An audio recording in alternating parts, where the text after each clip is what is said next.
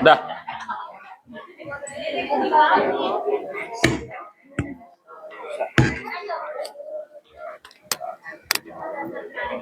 Cek, cek.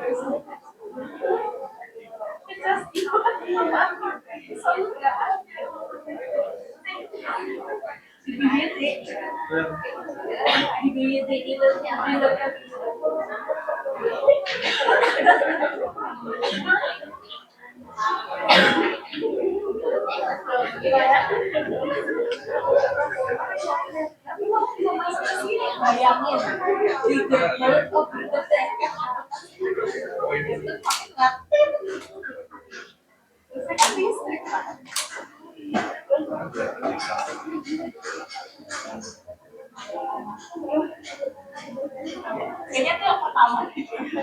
Kalau misalnya saya kedua.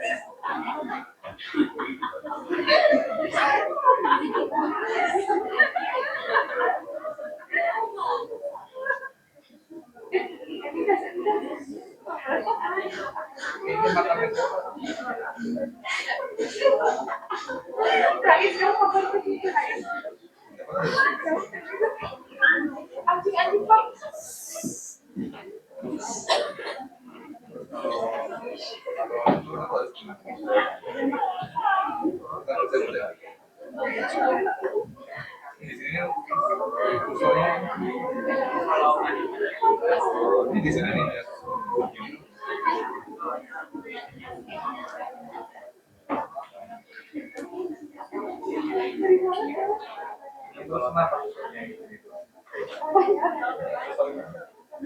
Kamu diam aja.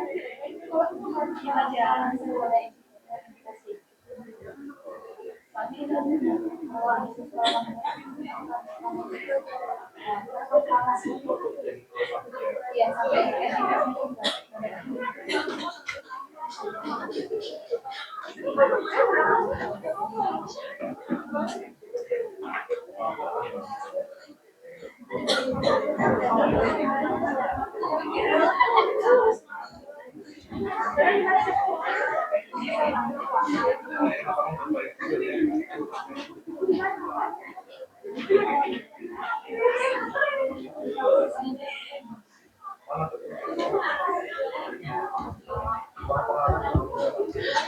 Tes. Oke. Boleh mulai? Nggak apa-apa?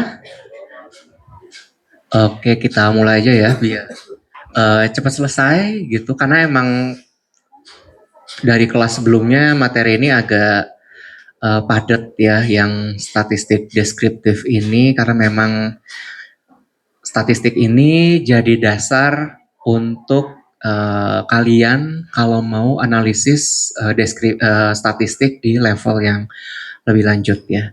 Jadi saya mulai aja ya. Assalamualaikum warahmatullahi wabarakatuh. Salam sejahtera untuk kita semua, salam sehat ya. Selamat siang semuanya.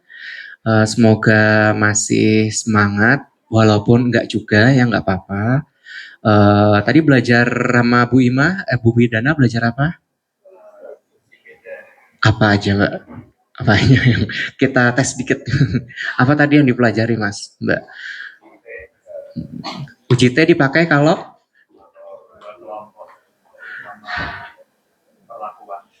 Bedanya T independen sama dependen? Independen dia dua kelompok dibandingin terkait itu satu kelompok dikasih tindakan perlakuan. Oke, jadi saat kalian nanti memilih analisis statistik ya, apa yang mau kalian pilih, variabel apa yang mau kalian analisis, itu sebelum ke tingkat lebih lanjut kalian harus memahami dulu statistik deskriptifnya, bahkan perintilan untuk memahami apa aja yang bisa dianalisis dalam statistik. Kita mulai dari yang paling basic dulu ya, terkait dengan data juga variabelnya, seperti itu. Data sendiri itu sekumpulan fakta ya, bisa angka, simbol, gambar yang belum diolah, yang diperoleh melalui proses pengamatan, pengukuran, ataupun penelitian.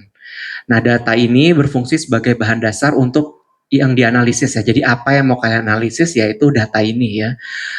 Dari data ini kalian transformasikan dengan proses statistik, nah itu akan mendapatkan yang namanya informasi ya. Jadi ketika kalian mengumpulkan data misalnya berat badan mahasiswa di kelas ini gitu berapa, satu orang terkumpul misalnya ada 100 sampel, 100 mahasiswa, nah itu cuma data, belum ada informasi yang bisa kita gali apa sih arti dari data-data yang telah kalian kumpulkan. Dari statistik itu diolah menjadi informasi. Nah, dari informasi itu bisa digunakan untuk pengambilan keputusan, perencanaan, juga evaluasi suatu program. Data sendiri ya secara umum itu dibagi menjadi 3 jenis berdasarkan klasifikasinya. Yang pertama itu ada data berdasarkan skala pengukurannya, lalu ada data berdasarkan sumber datanya, yang berikutnya adalah data berdasarkan sifat kuantitatifnya. Yang pertama, data berdasarkan skala pengukurannya ya, atau sifat informasi yang disajikan yang kita dapatkan dari pengumpulan data itu ada 2 jenis ya. Yang pertama ada data kategorik ya atau kualitatif, yang kedua ada data numerik atau kuantitatif ya. Jadi data di sini berbeda ya dengan metode penelitian, kan ada kuanti, kuali, mixed method. Nah, kalau data ini yang ada kuali dan kuanti, numerik dan kategorik ini adalah data yang berada di dalam analisis statistik untuk metopen yang kuantitatif seperti itu. Data kategorik itu biasa dicirikan dengan hasil pengamatan, apa yang kita kumpulkan dari data tersebut itu bentuknya karakteristik atau labeling. Sebagai contoh, jenis kelamin, laki-laki, perempuan, kan karakteristik label ya, berbeda, laki-laki, perempuan. Apakah Anda merokok? Iya, tidak, seperti itu. Jadi iya, tidak, laki-laki, perempuan, terus juga apa ya? Ya itulah penyakit juga ya. Apakah Anda merasakan nyeri dada? Iya, tidak, kadang-kadang. Nah, seperti itu adalah kategorik. Jadi pengumpulan atau hasil dari pengumpulannya itu bentuknya karakteristik atau labeling. Kalau data numerik itu bentuknya angka ya, jadi bisa dihitung secara matematis ya. Sebagai contoh tinggi badan 170, berat badan 60, terus juga suhu 38 atau 37 seperti itu. Nah itu adalah bentuknya numerik. Jika berdasarkan sumbernya itu juga dibagi dua ya, klasifikasinya berdasarkan sumbernya. Ada yang namanya data primer, ada yang namanya data sekunder. Kalau data primer itu datanya kalian kumpulkan sendiri. Misalnya saat penelitian, kalian ke lapangan meneliti tentang ibu hamil di wilayah Pasar Kliwon misalnya. Nah, kalian berarti datang ke area Pasar Kliwon, mendatangi ibu hamil yang representatif sesuai dengan keinginan kalian. Nah, itu artinya data yang kalian kumpulkan itu data primer karena kalian mengumpulkan sendiri datanya. Yang kedua ada data sekunder. Kalau data sekunder ini adalah datanya itu udah dikumpulkan, diolah, dipublish oleh orang lain, pihak lain. Nah, kalian sebagai peneliti itu minjem datanya untuk kalian analisis lebih lanjut. Nah, kalau data sekunder itu ya, jadi sudah dikumpulkan orang-orang lain, nah kalian minjem, minta izin untuk dianalisis lebih lanjut untuk penelitian kalian. Klasifikasi yang ketiga ini berdasarkan sifat kuantitatifnya, yang artinya ini adalah terusan dari data yang bentuknya numerik ya, karena ini kan kuantitatif ya, yang artinya bentuknya numerik ya. Jadi ada data yang bentuknya discrete, ada data yang bentuknya continue. Kalau data discrete itu bentuknya bilangan bulat ya, jadi tidak ada desimalnya.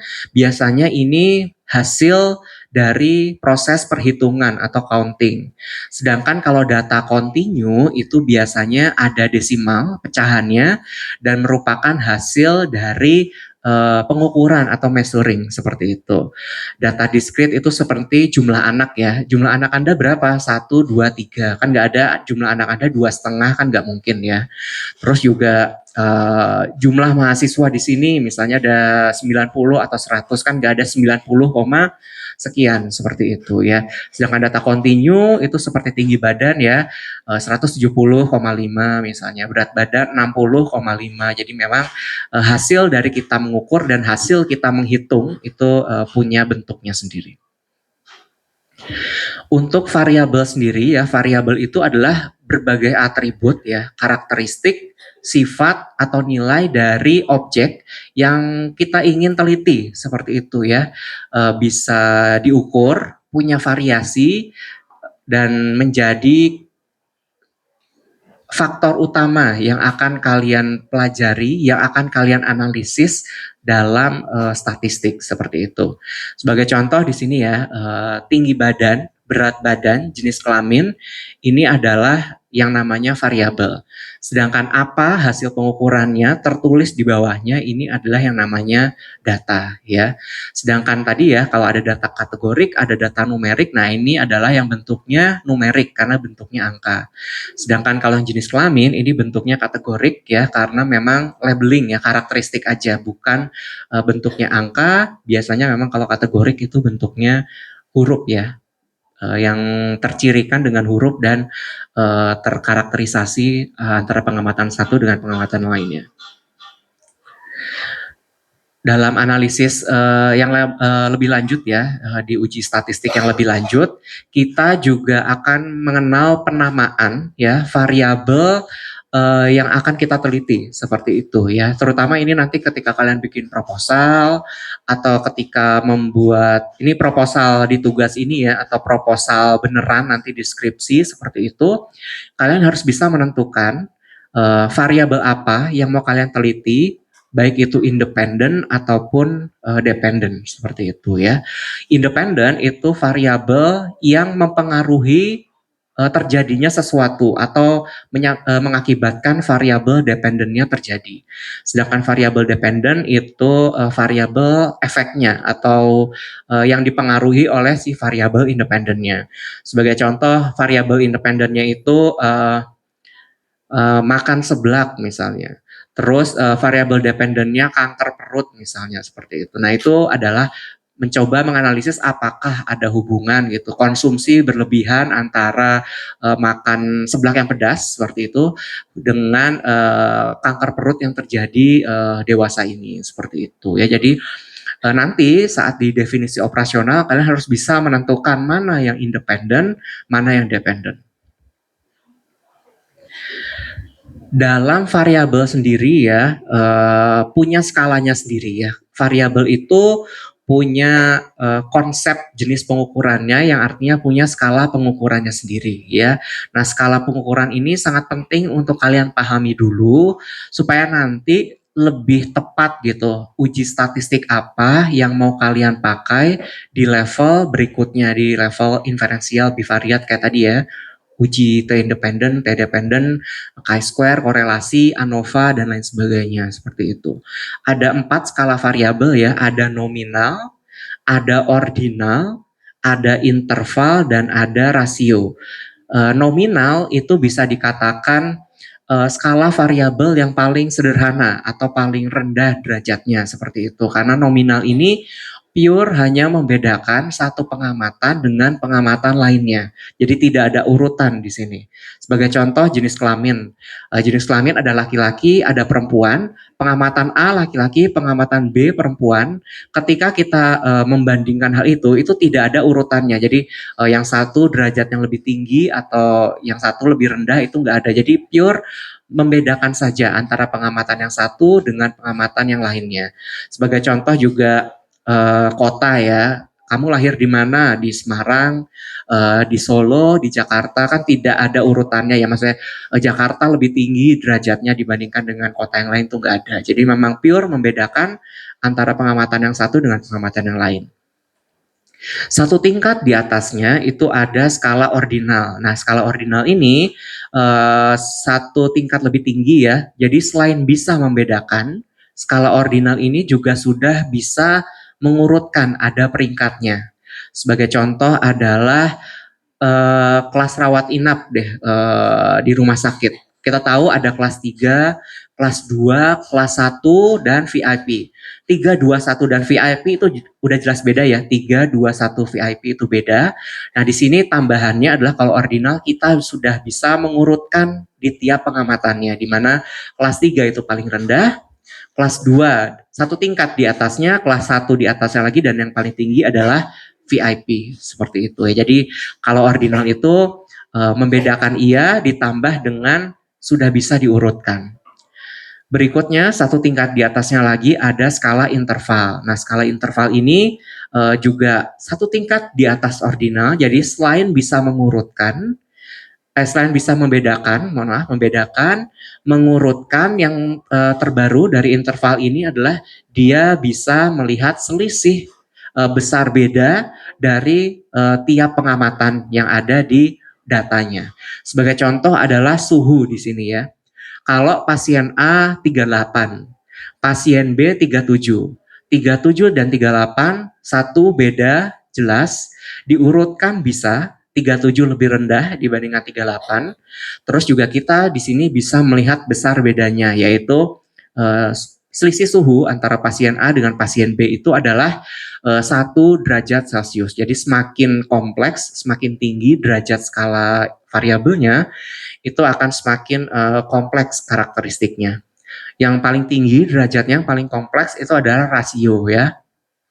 Rasio ini satu bisa dibedakan, bisa diurutkan, bisa melihat besar bedanya, dan yang terakhir untuk skala rasio ini adalah kita bisa melihat besar bedanya, kelipatan besar bedanya ya antara pengamatan yang satu dengan pengamatan yang lain. Sebagai contoh di sini bisa berat badan ya. Berat badan orang A itu 50. Berat badan orang B itu 100. 50 dan 100 yang pertama beda jelas, bisa diurutkan juga jelas, 50 lebih rendah dibandingkan 100. Di selisihnya juga jelas, selisihnya 50 ya antara orang A dengan orang B. Sedangkan untuk kelipatannya kita juga bisa tahu ya, kelipatannya adalah 2 kali lipat lebih kecil atau lebih besar dibandingkan dengan orang lainnya, seperti itu. Nah, yang membedakan ya, kenapa si suhu ini masuk interval ya, kenapa nggak masuk rasio? Kalau rasio itu biasanya harus punya angka 0 mutlak.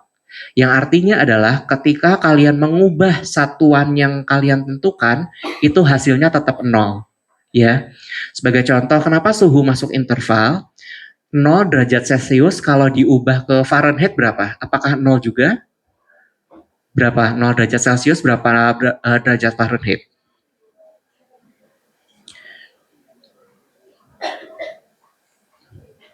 Berapa, Mbak?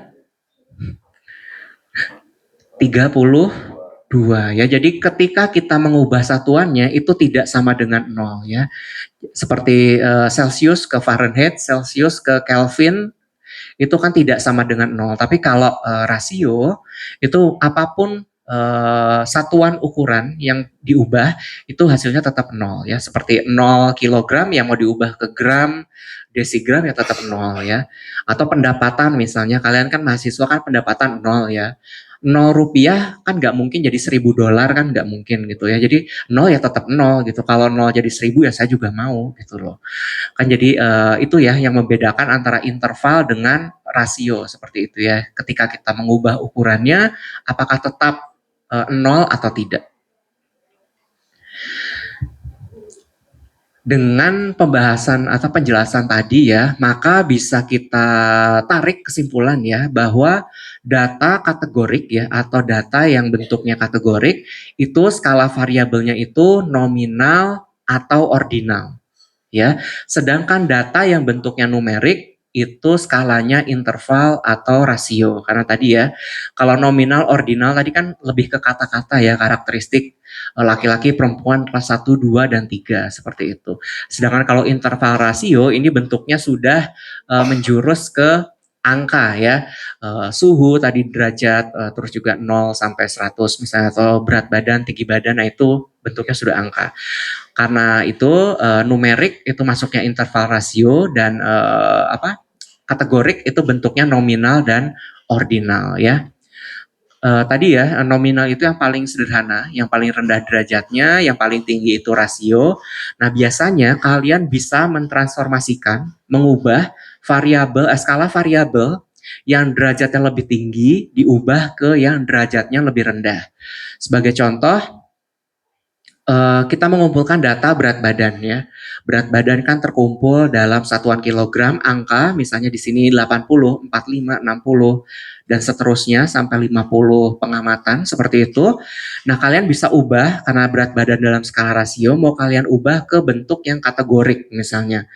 Nah, biasanya bisa kalian ubah paling mentok itu adalah di skala ordinal. Ya, jadi kalau kalian ingin mengubah skala yang lebih tinggi ke skala yang lebih rendah, itu paling mentok itu adalah di skala ordinal ya, bukan nominal lagi. Ya, karena kalian kan sudah punya patokan ya, kapan seseorang masuk kategori A, kapan seseorang masuk kategori B, kapan seseorang mau masuk kategori C. Karena sudah punya patokan, artinya sudah punya rankingnya, berarti masuknya ke skala ordinal ya, bukan skala nominal. Sebagai contoh di sini berat badan diubah ke ordinal, kategori kurus, normal atau gemuk ya. Kurus itu dari sekian sampai sekian, normal dari sekian sampai sekian, gemuk dari sekian sampai sekian. Ya, jadi ini bisa kalian lakukan ya kalau kalian ingin menyederhanakan variabel yang ingin kalian analisis dalam statistik. Berikutnya kita akan bahas ke statistiknya ya, terutama dari deskriptifnya. Kita bahas dulu terkait dengan parameter juga statistik ya. Parameter, kemarin udah ketemu Kak Seto, Dokter Seto, udah ya? Sudah ya. Beliau kan membahas terkait dengan populasi sampel dan teknik sampling ya. Nah, sebelum membahas statistik deskriptif, kalian harus mengingat kembali ya, apa itu populasi, apa itu sampel ya. Kalau populasi itu jumlah keseluruhan dari apa yang ingin kalian analisis. Kalau sampel itu adalah representatif ya dari yang bisa mewakili si populasi itu sehingga tetap hasil dari statistik itu bisa valid dan reliable mewakili populasi. Nah, parameter dan statistik itu adalah hasil ukur dari populasi dan statistik. Hasil ukur dari populasi ya, kalau kalian mengukur statistik dari tingkat populasi ya, bukan di sampel, itu namanya parameter ya. Jadi apa yang kalian ukur dari populasi itu namanya parameter. Tapi kalau kalian mengambil dari sampel dan kalian mengukur dari sampelnya, hasil ukur dari sampel itu namanya statistik. Ya, jadi statistik itu ada dua pengertian ya. Yang pertama itu metode analisis untuk metode kuantitatif. Yang kedua adalah hasil analisis dari tingkat sampel ya. Yang biasanya kalau parameter itu menggunakan simbol huruf Yunani ya, seperti contoh ini mu, ada sigma, ada beta, ada theta seperti itu. Sedangkan kalau hasil statistik kita menggunakan simbol huruf Latin ya, sebagai contoh di sini adalah X cross atau X bar seperti itu. Dalam statistik deskriptif ya, ini adalah statistik yang paling dasar, yang paling awal, yang harus kalian lakukan sebelum maju ke tingkat statistik selanjutnya ya, seperti tadi ya yang T independen, T dependen, chi-square dan lain sebagainya, itu kalian harus paham dulu statistik deskriptifnya itu seperti apa. Statistik deskriptif ini adalah untuk meringkas, mengatur, menyajikan ya, intinya adalah hanya mendeskripsikan ya, kira-kira data yang kalian kumpulkan ini apa saja sih yang bisa disimpulkan dari berbagai ukuran yang ditemukan. Dalam statistik deskriptif, hasil-hasil analisisnya itu tergantung dari jenis datanya ya. Kalau datanya bentuknya numerik ya, angka, kalian bisa dapat banyak temuan gitu dalam statistik deskriptifnya seperti itu. Dalam data numerik kalian bisa menemukan ukuran pusat, ada ukuran variasi, dan ada ukuran posisi. Sedangkan kalau kalian menganalisis variabel dengan data kategorik ya, misalnya tadi ya, jenis kelamin, apakah merokok atau tidak, itu kalian hanya bisa menemukan proporsinya atau persentasenya. Jadi perempuannya berapa sih di sini, laki-lakinya berapa persen, yang merokok berapa persen, yang tidak merokok berapa persen. Nah itu adalah proporsi yang artinya hanya untuk yang variabel data kategori. Yang pertama ya, untuk ukuran pusat ya, ukuran pusat itu ada 3 jenisnya ya. Ada min, ada median, ada modus. Min itu nilai rata-rata yang biasanya digunakan kalau nanti saat mengukur distribusi datanya menjadi pusat atau tendensi pusat yang distribusi datanya normal. Kalau median atau nilai tengah itu akan menjadi tendensi pusat kalau distribusi data dari variabel kalian itu tidak normal. Sedangkan modus itu adalah nilai yang paling banyak muncul dalam pengukuran atau pengamatan yang kalian lakukan. Ini rumus ya, mungkin udah pernah kalian ingat seperti itu ya, mungkin di matematika ya, di SMA seperti itu ya. Min di populasi, min di sampel itu sama ya, menghitungnya, yang membedakan hanya simbolnya atau rumusnya. Di mana kalau min itu total jumlah data ya dibagi dengan total populasi atau sampelnya. Untuk median itu kalian harus menentukan kira-kira posisi median, titik mediannya itu di mana ya. Setelah kalian urutkan terlebih dahulu. Jadi dari yang terkecil sampai yang terbesar ya. Jadi kalau median itu harus diurutkan terlebih dahulu. Sedangkan modus itu adalah nilai yang paling sering muncul dalam pengamatan kalian. Sambil jeda ya, sambil latihan gitu. Kalau kalian menemukan data ini, kira-kira berapa minnya, berapa mediannya, dan berapa nilai modusnya? Silakan coba dihitung dulu. Minnya berapa, mediannya berapa, modusnya berapa?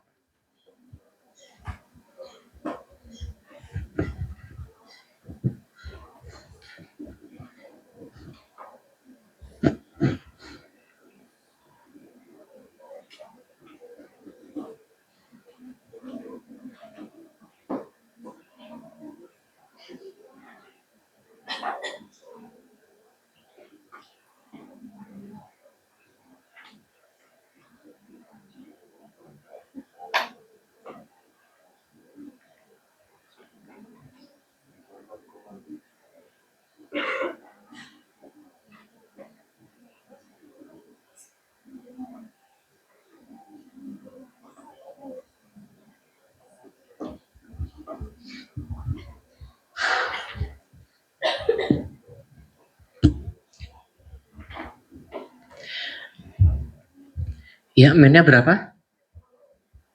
Rata-ratanya maksudnya nilai rata-rata atau min-nya berapa? 56,7 ya. Jadi tinggal dijumlahkan saja dibagi dengan sampel, total sampel atau populasinya. Mediannya berapa? 55,5. Posisinya ada di mana? 5 di antara 5 dan 6 ya. Jadi kalau median itu kalian harus urutkan dulu ya dari yang terkecil sampai yang terbesar. Ternyata dari posisinya mediannya itu ada di 5,5 ya, artinya di antara 5 dan 6 ya. Artinya di sini 5,5. Modusnya berapa? Modusnya 55 ya, karena yang paling sering muncul ya di sini ada 55 karena dia muncul 3 kali. Kadang modus itu tidak hanya single data ya, tapi bisa double data ya atau bimodus seperti itu, atau lebih dari 2 atau multimodus seperti itu. Misalnya ini ada satu lagi ada 56-nya 3 kali juga, bisa 55 dan 56 seperti itu. Ukuran yang kedua ya untuk data numerik itu ada ukuran variasi atau dispersi ya. Variasi dispersi ini adalah menunjukkan seberapa jauh data yang kalian kumpulkan itu menyebar terlalu jauh atau tidak terlalu jauh dari nilai pusat yang telah kalian tentukan tadi ya. Juga untuk menentukan data yang kalian kumpulkan itu apakah sifatnya heterogen atau homogen ya, karena kalau nilai yang kalian temukan dari ukuran variasi ini ya semakin besar, itu bisa dikatakan datanya itu semakin bervariasi atau heterogen. Jadi untuk variasi itu ada minimum ya yang paling kecil, maksimum yang paling besar, range itu yang terbesar yang maksimal dikurangi minimal, ada mean deviasi, ada varian, ada standar deviasi, dan ada coefficient of varian. Untuk nilai minimum maksimum ya, tadi yang terbesar, terkecil, dan selisihnya. Nah, kalau ada data ini kira-kira berapa min-nya, berapa max-nya, berapa selisihnya? Atau range-nya, mohon maaf. Minimalnya berapa? Minimum itu data terkecil. Yang terkecil berapa? 48. Yang terbesar? Terbesar 67. Range-nya berarti 67 dikurang 48? 19 ya. Jadi minimal, maksimal, dan range dari data tersebut adalah 48, 67, juga 19. Berikutnya ada mean deviasi ya. Mean deviasi ini jarang jadi ukuran yang diperhatikan, tapi tetap perlu dihitung karena ini akan jadi dasar untuk kalian menghitung ukuran varian, ukuran standar deviasi, ataupun ukuran koefisien of varian ya. Jadi mean deviasi itu adalah data yang kalian kumpulkan ya, setiap datanya singlenya setiap pengamatan itu dikurangi dengan rata-rata dari data tersebut dibagi dengan jumlah datanya tapi diabsolutkan. Sebagai contoh adalah 48 ya, ini rata-ratanya 57 seperti itu. 48 dikurang 57 itu berapa? Diabsolutkan. Jadi walaupun hasilnya minus itu akan tetap positif seperti itu ya. Dijumlahkan nanti ini X dikurang X crossbarnya ini dijumlahkan nanti dibagi dengan total sampel atau total populasinya. Di sini MD-nya adalah 6 seperti itu. Berikutnya varian. Nah, varian ini memang dibandingkan dengan MD ini jadi pusat ya, memang penting untuk diukur seperti itu, di mana rumusnya itu disimbolkan dengan F atau S kuadrat ya. Total ya dari X dikurang X bar ya dikuadratkan dibagi dengan N dikurang 1 ya. Beda ini dasarnya tadi ya dari mean deviasi tadi ya. Jadi kita menggunakan tabel yang sama ditambahkan dengan sel bantuan seperti itu, di mana di sini adalah sel bantuannya kita mengkuadratkan hasil dari data dikurang rata-ratanya tadi ya. Jadi ada 81, 25, 125, 100 didapatkan hasilnya dikurangi dengan sampel atau populasi dikurang 1. Didapatkan variannya itu nilainya adalah 58. Nah, varian ini itu ada maknanya ya. Jadi varian ini adalah menunjukkan seberapa jauh titik data yang kalian kumpulkan itu tersebar dari nilai rata-ratanya atau nilai min-nya ya. Ini juga melambangkan atau menyimpulkan seberapa heterogen data yang kalian kumpulkan. Kalau nilai variannya tinggi ya, berarti datanya tersebar luas ya, artinya menjauh gitu dari rata-ratanya. Sedangkan kalau variansinya rendah, itu cenderung homogen dan lebih dekat dengan nilai rata-ratanya.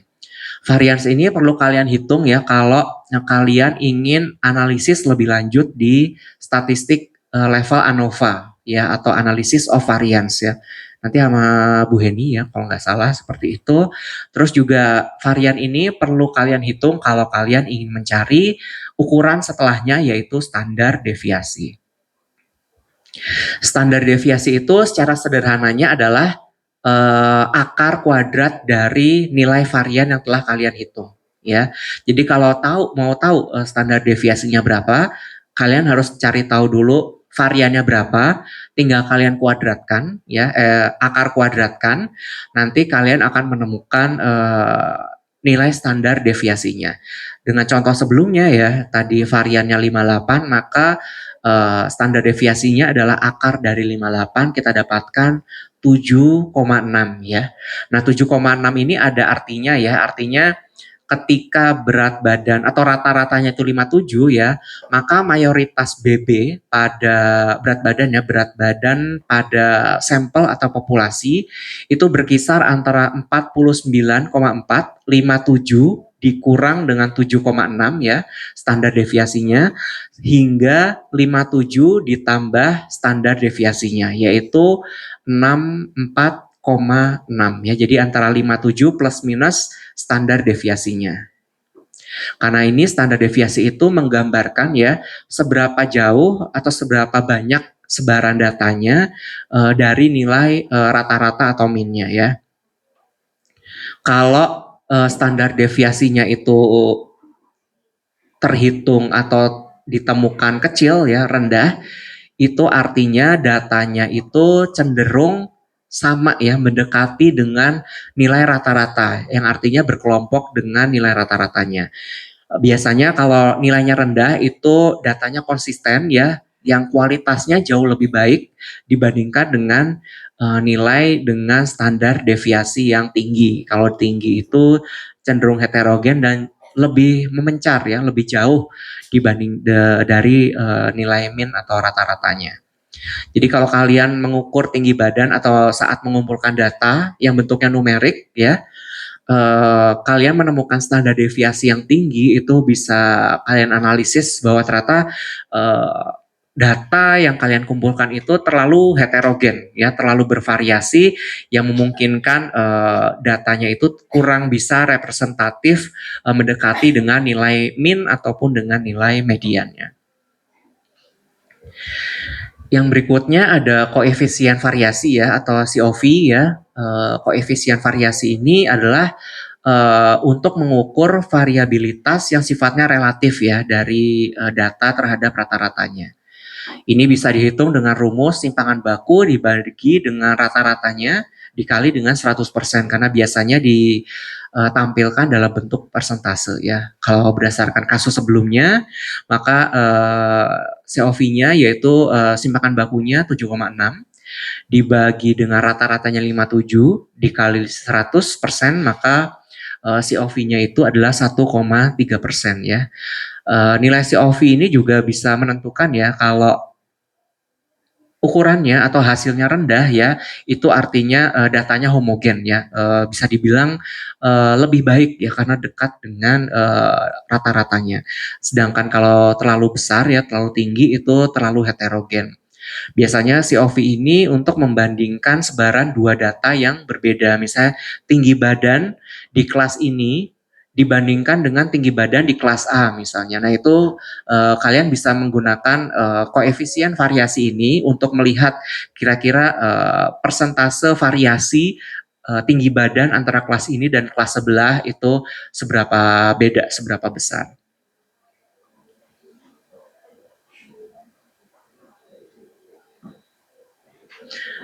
Berikutnya ya, ada ukuran yang ketiga ya untuk data numerik, yaitu ukuran posisi ya. Tadi ada ukuran pusat, ada ukuran variasi atau dispersi, yang berikutnya adalah ukuran posisi.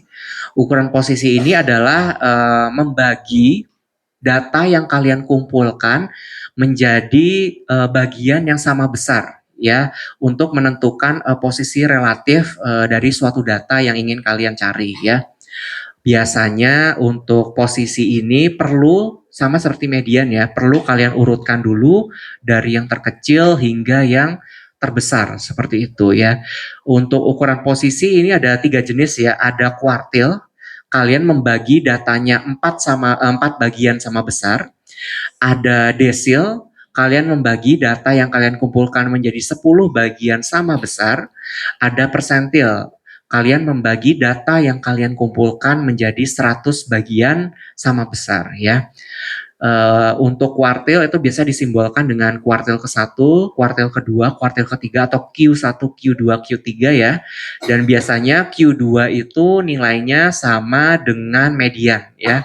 Jadi kalau kalian menemukan soal ya mungkin kalau di ujian progres atau di UKM PPD nanti ditemukan nilai Q2-nya adalah sekian. Berapakah nilai mediannya? Ya berarti Q2 itu memang sama dengan nilai median, seperti itu ya.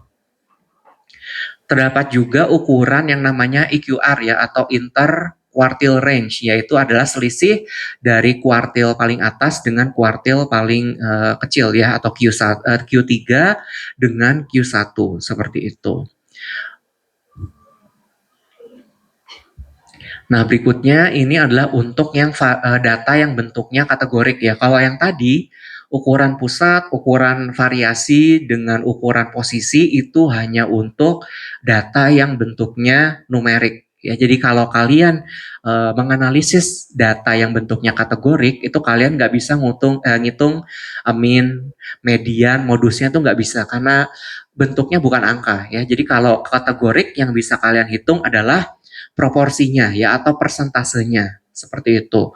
Untuk menghitung proporsi itu simple ya, kalian berapa jumlah data dari kategori yang mau kalian analisis dibagi dengan jumlah keseluruhan sampel populasinya dikali dengan 100%.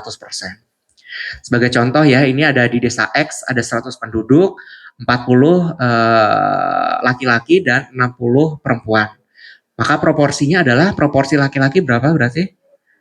40 ya, untuk perempuannya 60 ya. Jadi laki-laki ini data yang hitungannya ada 40 dibagi total keseluruhannya, sampel atau populasinya dikali dengan 100%.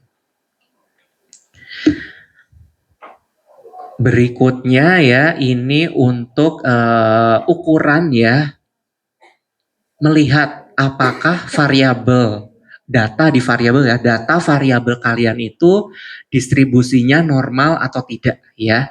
Jadi untuk melihat distribusi datanya, skewness dan kurtosis. Skewness itu melihat seberapa miring kurva dari data yang kalian kumpulkan. Kalau kurtosis itu seberapa runcing dan seberapa tebal ekor dari kurva hasil analisis data yang kalian kumpulkan ya. Skewness itu ya melihat simetris datanya ya. Jadi ada 3 jenis. Skewness yang normal ya, yang sama dengan 0. Ini distribusinya normal, yang artinya nilai min, nilai median dengan nilai modus itu ada di titik yang sama. Sebagai contoh yang tadi ya, 55,5 minnya mediannya, modusnya 55, rata-ratanya 56,7 itu ada di satu titik yang sama ya. Jadi itu bisa dikatakan skewness-nya normal. Tapi ada juga yang skewness-nya negatif ya, kalau nilainya kurang dari 0. Biasanya ekor kurvanya itu lebih panjang di area kiri ya. Bisa dikatakan nilai min-nya itu lebih kecil dibandingkan dengan nilai median, dibandingkan lebih kecil juga dibandingkan dengan modusnya. Ada juga yang skewness positif. Skewness positif ini kalau nilainya lebih dari 0, yang dicirikan ekornya itu lebih panjang ke arah kanan ya. Yang artinya min-nya itu lebih besar daripada median, lebih besar juga daripada modus. Untuk kurtosis ya ini tadi ya tingkat keruncingan juga ketebalan ya ekor dari kurva distribusinya dibandingkan dengan referensinya. Referensi yang di sini adalah yang kurtosis yang normal yaitu tipe mesokurtik ya dengan nilai kurtosisnya sama dengan 3. Kalau mesokurtik itu distribusinya normal ya sama seperti tadi yang skionesnya 0 seperti itu. Puncaknya normal ya dan ekornya juga ketebalannya sedang seperti itu. Untuk mesokurtik itu biasanya dicirikan dengan bentuk kurvanya seperti lonceng ya atau bell shape seperti itu ya. Jadi kalau bentuknya seperti lonceng itu bisa dikatakan kurtosisnya normal. Ada juga yang leptokurtik, ini yang kurtosisnya lebih dari 3 ya, puncaknya terlalu runcing ya, terlalu ekstrim dan ekornya itu tebal atau berat. Biasanya kenapa ada keruncingan ini karena banyak outliernya seperti itu. Ada juga yang platykurtik ya, yang kurtosisnya kurang dari 3. Ini biasanya puncaknya lebih datar, lebih rendah ya, lebih gepeng gitu ya. Dan ekornya lebih tipis. Ini biasa dicirikan dengan outliernya lebih sedikit. Nah, ini distribusi data ya. Jadi fungsi dari skewness dan kurtosis itu adalah supaya kalian bisa tahu data numerik ya, distribusi data ini hanya bisa dihitung kalau variabelnya atau data dari variabelnya itu bentuknya numerik ya. Kalau bentuknya kategorik kalian tidak bisa mencari distribusi datanya. Karena tadi ya distribusi data kan kalian harus tahu min, median, modus dan lain sebagainya. Nah, kalau kategori kan kalian tidak bisa menemukan itu. Jadi distribusi data kalian cari kalau data yang kalian analisis itu bentuknya numerik ya. Bisa menggunakan rasio Z ya. Data numerik dikatakan normal ya kalau hasil pengukurannya rasionya itu di antara negatif 1,96 sampai positif 1,96. Cara menghitung rasio Z itu adalah kalian cari nilai skewness atau kurtosisnya ya, pilih salah satu, dibagi dengan standar error dari skewness atau standar error dari kurtosisnya. Ya, kalau misalnya tinggi badan ya, rasio Z-nya itu didapatkan 1,12 misalnya. Ini positif ya, positif 1,12. Ini bisa diartikan bahwa nilai atau distribusi data tinggi badan ya, sampel mahasiswa kelompok ini itu normal ya. Menentukan distribusi data itu penting ya karena untuk nanti ketika kalian menampilkan dan mendeskripsikan data hasil analisis kalian bisa tahu gitu. Kalian mau pakai tendensinya apa? Apakah min kalau distribusi datanya normal atau median kalau distribusi datanya tidak normal ya. Jadi jangan semua disamaratakan menggunakan min ya. Min itu kalau distribusi datanya normal, median itu kalau distribusi datanya tidak normal. Terus juga distribusi data ini juga penting untuk kalian ketahui supaya tahu ketika ingin menganalisis statistik di level lanjut, kalian itu mau pakai statistik model apa? Apakah parametrik atau non parametrik ya? Parametrik itu dipakai kalau distribusi datanya normal. Kalau non parametrik itu dipakai kalau distribusi datanya terutama yang numerik ya itu tidak normal ya. Jadi harus tahu dulu distribusi datanya itu seperti apa supaya bisa tahu kalian mau pakai uji statistik yang apa. Kalau uji T independen non parametriknya apa? Alternatifnya.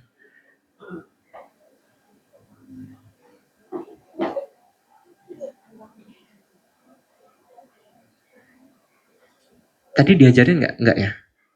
Parametrik non parametrik untuk yang beda rata-rata beda rata.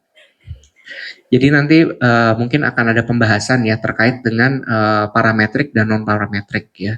Karena memang biasanya orang itu mencari yang parametrik karena parametrik itu pasti distribusi datanya normal, pasti hasilnya akan lebih mudah dianalisis. Tapi memang kalau terpaksa kita tidak bisa menggunakan parametrik, kita punya alternatif yang non parametrik ya, seperti Wilcoxon, Kruskal-Wallis, Spearman, seperti itu ya. Jadi ada alternatif kalau kita tidak bisa pakai yang parametrik, kita pakai yang non parametrik.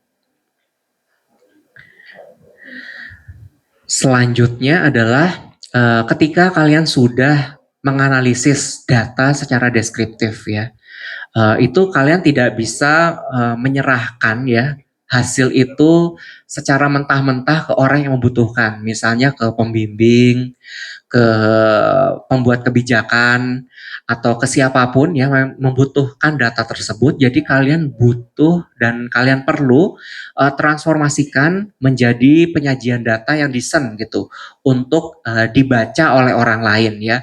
Biasanya itu menggunakan tabel atau grafik dan juga menggunakan narasi tambahan ya agar lebih mudah dipahami dan memudahkan pengambilan keputusan. Yang pertama tabel ya. Tabel udah jelas ya, tapi kadang memang beberapa mahasiswa itu kebingungan gitu cara membuat tabel karena memang tabel itu harus jelas ya dari head to the toe ya, dari ujung kepala sampai ujung kaki tabelnya itu harus bisa jelas menggambarkan isinya apa, dari mana dan seterusnya ya. Yang pertama ya sebagai notes ya, catatan, judul tabel itu letaknya selalu di atas tabelnya ya. Jadi nggak ada judul tabel yang letaknya di bawah kecuali memang ada aturan seperti itu. Kalau tidak ada aturannya, judul tabel itu selalu diletakkan sebelum atau di atas tabelnya. Yang kedua, pastikan judulnya menggambarkan isi tabelnya. Isi tabelnya ya. Jadi harus ada unsur what, where, dan when-nya ya. Judul tabel harus bisa ada what-nya. Isi tabel ini menjelaskan apa sih? Terus where-nya, isi data ini itu dikumpulkan di populasi mana atau sampel mana. Terus when-nya itu data ini dikumpulkan pada kapan ya. Jadi ada what, ada where, ada when-nya ya. Itu harus bisa dipenuhi dalam judul tabelnya. Yang berikutnya adalah jangan lupa menyertakan sumber datanya di bawah tabel. Kalau memang kalian mengumpulkan datanya sendiri, ya tulis sumber datanya data primer. Tapi kalau kalian minjem tadi ya menggunakan data sekunder, sebutkan data sekundernya data apa. Misalnya di sini laporan tahunan Rumah Sakit Melati di tahun 2020 misalnya. Nah, ini adalah data sekunder. Tapi kalau data primer ya tulis saja data primer. Ini ada 3 jenis ya cara menampilkan data menggunakan tabel. Yang pertama itu kalau kalian ingin menyajikan dengan tabel data yang bentuknya numerik ya. Biasanya kalau numerik itu ini ya isi yang ditampilkan itu ini yang ditampilkan ya. Ada variabelnya apa, ada rata-ratanya berapa, ada mediannya, ada standar deviasinya berapa, ada nilai minimal, dan ada nilai maksimalnya. Yang kedua, kalau kalian ingin menyajikan data kategorik dengan tabel, ini jauh lebih sederhana ya dibandingkan dengan tadi yang numerik. Karena memang hanya frekuensi dan persentasenya. Jadi variabelnya apa, pengamatannya apa, laki-laki dan perempuan, frekuensinya berapa ya, jumlah per individunya berapa, dan persentasenya ya kalau dibuat proporsi itu berapa. Jadi kalau kategorik ya itu jauh lebih sederhana dibandingkan dengan yang numerik seperti itu. Penyajian yang ketiga itu ada juga tabel kontingensi ya, atau kalian ketika ingin menyajikan dua variabel di dalam satu tabel ya. Jadi kalian ingin menyilangkan dua variabel dalam satu tabel. Sebagai contoh di sini apakah bagaimana kasus ya infeksi nosokomial di Rumah Sakit Melati di unit perawatan bedah dan unit penyakit dalam misalnya. Ternyata ditemukan ada nih 8 kasus di unit bedah dan ada 9 kasus di unit penyakit dalam seperti itu. Jadi di sini kalian menyilangkan dua variabel dalam satu tabel. Yang berikutnya menyajikan dengan grafik seperti itu ya. Untuk grafik ini kan termasuk media gambar ya. Jadi nomor dan judul gambarnya itu harus ditaruh di bawah grafiknya atau gambarnya. Ya kalau tabel tadi judul tabel di atas tabelnya, kalau grafik atau gambar itu ada di bawah grafik atau gambarnya ya. Terus juga jangan lupa pastikan saat membuat grafik itu kalian menyertakan label datanya. Label data itu ini ya, angka yang menyertai di setiap diagramnya atau grafiknya. Misalnya ini 16 ya, yang menderita ISPA, 9 yang tidak menderita ISPA. Kalau ini tidak ada, nanti akan jadi grafik yang buta. Akan sulit, lebih sulit lagi ya dibaca oleh pembaca karena ini maksudnya berapa angkanya. Karena ini kan terlalu menebak-nebak ya. Apakah 16 bisa, 17 bisa. Jadi jangan lupa si label data ini selalu harus ditampilkan di grafiknya. Ada beberapa jenis ya grafik yang biasa dipakai. Yang pertama itu grafik batang ya atau bar chart, itu kalau kalian ingin membandingkan nilai pengamatan tiap kategorinya atau di tiap kelompok datanya. Bar chart ini bisa bentuknya diletakkan horizontal atau vertikal ya. Sebagai contoh ini ISPA dan diare, iya berapa, tidak berapa, seperti itu. Kalau grafik garis itu kalian gunakan kalau ingin menampilkan data runtun waktu. Jadi dari kapan sampai kapan, nah itu kalian pakai diagram garis atau grafik garis seperti itu. Sebagai contoh di sini jumlah kasus positif COVID misalnya semester 1 di tahun 2021. Semester 1 berarti 6 bulan pertama ya dari Januari sampai Juni. Karena runtun waktu lebih cocok memang menggunakan grafik yang bentuknya garis karena kita bisa melihat trennya ya, apakah naik, apakah turun dari satu waktu ke waktu yang lainnya. Berikutnya adalah grafik lingkaran. Nah, grafik lingkaran ini dipakai kalau kalian ingin menampilkan data dalam bentuk proporsi atau persentase ya. Jadi kalau emang bentuknya persentase, proporsi, pilihannya cuma satu, yaitu grafik lingkaran ini. Berikutnya ada scatter plot ya, atau grafik X and Y seperti itu. Biasanya ini digunakan untuk menggambarkan ya, apakah ada korelasi antara variabel yang satu dengan variabel yang lainnya. Biasanya ini digunakan dalam analisis uji korelasi ya, korelasi Spearman, korelasi Pearson ya. Ini akan jadi panduan atau tambahan visualisasi terkait dengan uji dari korelasi yang telah dilakukan ya. Berikutnya ada diagram peta atau kartogram ya. Diagram peta ini adalah kita menyajikan data di dalam sebuah peta, di mana peta ini biasanya akan punya legenda warnanya ya. Semakin gelap misalnya itu artinya kondisinya semakin parah, semakin padat ya, angka kesakitannya semakin tinggi dan lain sebagainya. Semakin muda warnanya itu semakin rendah angkanya. Yang terakhir adalah ada histogram ya. Histogram ini untuk menunjukkan distribusi frekuensi dari satu set data ya. Jadi ketika kalian ingin menunjukkan full satu set data dalam satu variabel itu kalian bisa menggunakan histogram seperti itu. Itu aja mungkin dari saya. Ada yang mau ditanyakan? Kelebihan ya? Enggak ya? Enggak ya? Saya dari pagi ngajar statistik masalahnya dari semester 6, 2 kelas, ini 2 kelas, jadi agak berbusa seperti itu. Bosan gitu, bosan saya ngelihat ini mulu gitu. Jadi kalian senang selesai, saya juga senang selesai seperti itu. Ada yang mau ditanyakan mungkin sebelum saya tutup? Kalau nggak ada, saya izin menutup ya. Terima kasih untuk waktu dan perhatiannya. Sekali lagi, sebelum kalian melakukan analisis level lanjut, pastikan dulu paham statistik deskriptif. Nanti ada sesi sendiri ya, bagaimana kalian melakukan analisis menggunakan alat bantu, bisa Excel, bisa SPSS ya. Karena kalau datanya banyak, kalian akan kewalahan menghitung sendiri ya. Seperti saya saat S2, sampel saya itu penelitian tesis saya 350 anak SMA. Nah, kalau menghitung sendiri manual, sayanya tipes mungkin besoknya ya. Jadi butuh alat bantu ya Excel, SPSS biar hasil yang diinginkan itu bisa keluar lebih cepat ya. Tapi kalian tetap perlu memahami dasarnya supaya kalian bisa membaca angka ini maksudnya apa. Maksud dari mean, median, modus itu apa? Nilai standar deviasi itu maksudnya apa? Distribusi data tuh carinya dari mana? Jadi kalian perlu memahami secara klasik ya, tanpa alat bantu terlebih dahulu. Kalau tidak ada pertanyaan, saya izin menutup ya. Terima kasih. Wassalamualaikum warahmatullahi wabarakatuh.